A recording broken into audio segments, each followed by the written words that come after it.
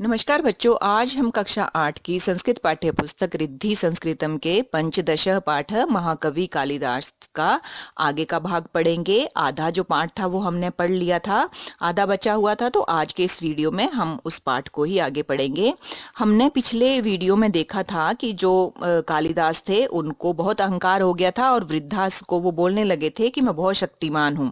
तो वृद्धा ने उनसे क्वेश्चन किया था कि शक्तिमान तो दो ही हैं, अन्न और जल, और उससे शक्तिमान कोई भी नहीं है। वो सुनकर जो क्या हुआ था, कालिदास लज्जित हो गए थे। तो उसके बाद का पार्ट जो है हम कंटिन्यू करते हैं आगे। तदा कालिदासः अवदत्, तब कालिदास बोले, अहम पथिकः अस्मि, कि मैं क्या हूँ, पथिक हूँ, राहगीर हूँ, यात्री हूँ। तदा कालिदासः अवदत्, अहम पथिकः अस्मि, मैं यात्री हूँ। तदा सा वृद्धा अवदत्, तब वह वृद्धा बोली, पुनः असत्यम वदति, फिर से झूठ बोल रहे हो। संसारे तु पथिक द्वयमेव, संसार में तो दो ही यात्री हैं, दो ही पथिक हैं। कौन कौन से हैं?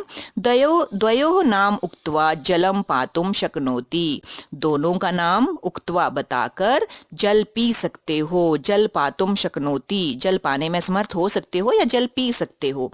दोनों का नाम बताकर जल पी सकते हो। पिपासया कालिदासस्य बुद्धिः क्षीण माना जाता। क्या हो गया था? पिप्यास से कालिदासस्य बुद्धि, कालिदास की बुद्धि क्षीण माना जाता। क्या हो गई थी? कमजोर हो गई, क्षीण हो गई। सह अवदत्, वह बोला या वह बोले, अहम ना जानामि, मैं नहीं जानता हूँ। भवती एव वदतु, आप ही बताओ। भवती आप, एव ही, वदतु बोलो या बताओ। सा वृद्धा अकथयत, वह वृद्धा कहने लगी, सूर्यः चंद्रः च पथिक द्वयम, सूर्य और चंद्रमा दो पथिक हैं, दो यात्री हैं। यह अश्रांतः एकस्मात् स्थानात् अन्यम स्थानम गच्छति, जो बिना थके, अश्रांतः, श्रांत होता है थकना, अश्रांतः बिना थके, एक स्थान से दूसरे स्थान जाते हैं। कि सूर्य और चंद्रमा दो ही पथिक हैं जो बिना थके एक स्थान से दूसरे स्थान जाते हैं। भवान तो श्रांतः अस्ति, आप तो थके हुए हैं। भवान पथिकः कथम भवितुम अर्हति, आप पथिक कैसे हो सकते हो? आप पथिक कैसे हो सकते हो कि आप तो थके हुए हो, आप पथिक नहीं हो सकते। सत्यम वदतु को भवान, सच बोलो, आप कौन हैं? सच बताओ, आप कौन हैं? कालिदासा अवदत्, कालिदास बोले, अहम हठी, मैं जिद्दी हूँ, मैं हठी हूँ। सा वृद्धा पुनः अकथयत, वह वृद्धा दोबारा से बोली, पुनः कहने लगी, न भवान हठी, नहीं आप हठी, कथम भवितुम अर्हति, नहीं आप हठी कैसे हो सकते हो। हठी द्वयमेव, हठी तो दो ही हैं। कौन कौन से? यदि भवान द्वस्यापि नाम वदति तर्हि अहम जलम पायामि, कि यदि आप दोनों का नाम बताते हो तो मैं आपको जल पिलाऊंगी। यदि भगवान द्वयस्यापि नाम वदति तर्हि अहम जलम पायामि, तो मैं आपको जल पिलाऊंगी। कालिदासः निवेदयन् अकथयत्, कालिदास ने निवेदन करके कहा, अहम ना जानामि, मैं नहीं जानता हूँ। तदा वृद्धा अवदत्, तब वह वृद्ध बोली, नखः केशा च हठी द्वयम अस्ति, नाखून और केश क्या होते हैं? बाल, दो हठी हैं, नाखून और बाल दो हठी हैं। वारम वारम कर्तने नापि वर्धते एव, बार बार काटने से भी बढ़ ही जाते हैं। कि कौन है? नाखून और जो बाल है हमारे, वो दो हठी हैं, बार बार काटने पर भी बढ़ ही जाते हैं। सत्यम वदतु को भवान, सच बताओ आप कौन हो। कालिदासः कदापि एतादृशः अपमानित न जातः आसीत्, कालिदास कभी भी एतादृश इस प्रकार से अपमानित न जाता आसीत्, अपमानित नहीं हुए थे, किसी ने इतना उनका अपमान नहीं किया था इससे पहले। तो कालिदास कभी भी इस प्रकार से अपमानित नहीं हुए थे। सह मूर्छित इव अकथयत, अहम मूर्ख अस्मि, वह मूर्छित के समान कहने लगे, वो बेहोश होने वाले थे क्योंकि वो थके हुए थे और उनको बहुत सारी प्यास लगी थी, तो वे मूर्छित के समान कहने लगे। स मूर्छित इव, मूर्छित के समान, अकथ्यत कहने लगे, अहम मूर्ख अस्मि, मैं मूर्ख हूँ। सा वृद्धा अकथ्यत, वह वृद्धा बोली, पुनः असत्यम वदति, फिर से झूठ बोल रहे हो। मूर्ख द्वयमेव, द्वयस्यापि नाम वदतु, मूर्ख दो ही हैं, दोनों का नाम बोलो। कालिदासः अवदत्, कालिदास ने कहा, अहम न जानामि, मैं नहीं जानता हूँ। कृपया भवती एव वदतु, कृपया आप ही बताओ। तदा सा वृद्धा अकथ्यत, तब वह वृद्धा बोली, एकः नृपः यः अयोग्यः भूत्वा अपि सर्वेषाम् उपरि शासनं करोति, कि एक राजा, एक नृपा, एक राजा, यह अयोग्यः भूत्वा, जो अयोग्य होकर भी, सर्वेषाम् उपरि शासनं करोति, सबके ऊपर शासन करता है। वह बूढ़ी स्त्री कहने लगी कि एक राजा जो अयोग्य होकर भी सबके ऊपर शासन करता है। एक मूर्ख तो वो हो गया, अब दूसरा कौन सा बताया है? द्वितीय नृपस्य सभासदा, दूसरा राजा के सभा के सदस्य, सभासद।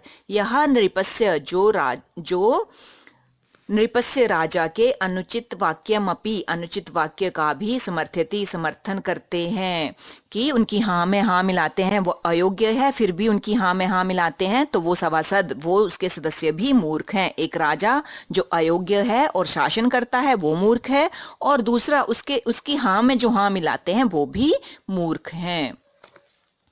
कालिदासः पराजितः भूत्वा वृद्धायाः पादौ अपतत, कालिदास पराजित होकर वृद्धा के पादौ, पैरों में, चरणों में, अपतत, गिर गया।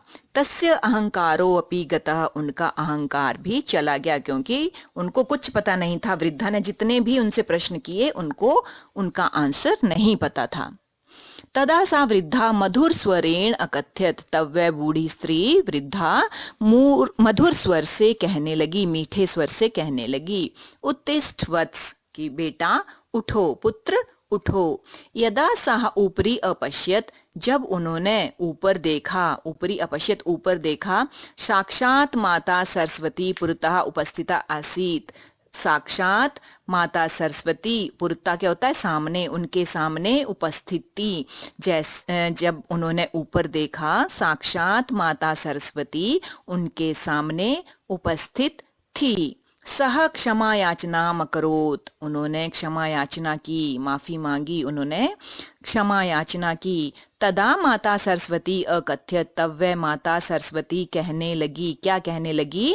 कि ज्ञान विघ्नो अहंकारः, कि ज्ञान के मार्ग में विघ्नो, क्या है विघ्न? अहंकार। जब आपको ज्ञान प्राप्त करना हो, जब आपको कुछ चीज जाननी हो, जब आपको नॉलेज गेन करना हो, तब हम बिल्कुल अहंकार नहीं करना चाहिए। जो अहंकार है वो ज्ञान प्राप्ति में सबसे बड़ी क्या है? रुकावट है, बाधा है। तो अहंकार ज्ञान के मार्ग में बाधा है। अपीच, और भी क्या? ये नीचे श्लोक दिया हुआ है और उसका नीचे आपको फिर अर्थ भी दिया हुआ है। श्लोक है, न हृष्यत्या आत्मसम्माने न अवमानेन तप्यते, गांगो हृद इवाक्षोभ्यो यह स पंडित उच्यते। अर्थात क्या है कि यह सम्मानम प्राप्य न तो अहंकारम करोति न ही अपमानेन दुखितः भवति, की क्या है कि जो अपनी प्रशंसा में, आत्मसम्माने, अपनी प्रशंसा में प्रसन्न नहीं होते हैं। ऋष्यत्या आत्मसम्माने, जो अपनी प्रशंसा होने पर, कि प्रशंसा किसी ने कर दी तो क्या हो गए? बहुत ज्यादा प्रसन्न हो गए। तो ऐसा नहीं है। अपनी प्रशंसा में जो प्रसन्न नहीं होते, न अपमानेन तप्यते, और जो अपमान होने पर क्या होते हैं? दुखी नहीं होते। कि किसी ने प्रशंसा की तो बहुत खुश नहीं हो जाना है, किसी ने अपमान किया तो बहुत दुखी नहीं हो जाना है। गांगो हृद इवाक्षोभ्यो यह स पंडित उच्यते, कि जो जलाशय के समान क्षोभ रहित और शांत रहता है। क्षोभ्यो, कि जो जलाशय के समान क्षोभ रहित और शांत रहता है उसे पंडित कहा गया है। नीचे आपको इसका लिखा हुआ है कि अर्थात यह सम्मानम प्राप्यम, जो सम्मान प्राप्त करके ना तो अहंकारम करोति, अहंकार नहीं करता है, ना ही अपमानेन दुख भवति, और ना ही अपमान होने पर दुखी होता है। यह जलाशय इव क्षोभ रहिता, कि जो जलाशय के समान क्षोभ रहित शांतः च भवति, और शांत होता है, स एव ज्ञानी उच्यते, उसे ही ज्ञानी कहा गया है, उसे ही पंडित कहा गया है। तो यहाँ जो है बहुत अच्छी स्टोरी जो थी कालिदास के विषय में, जो कहानी थी, उसका अनुवाद खत्म होता है।